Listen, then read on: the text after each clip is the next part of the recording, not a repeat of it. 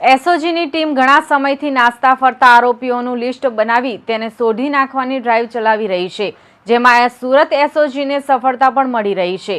PI MP ચૌધરીના માર્ગદર્શન હેઠળ કામ કરી રહેલી તેમની ટીમને ઇનપુટ મળતા તમિલનાડુના તિરુવલ્લુર ખાતેથી રાજેન્દ્ર ઉર્ફે રાજુની ધરપકડ કરી હતી।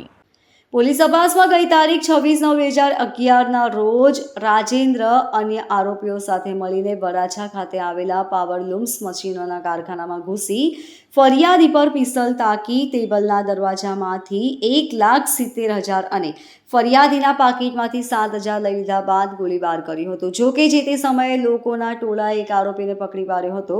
જોકે રાજેન્દ્ર ત્યાંથી ફરાર થઈ ગયા બાદ પોલીસના હાથમાં આવ્યો જ ન હતો।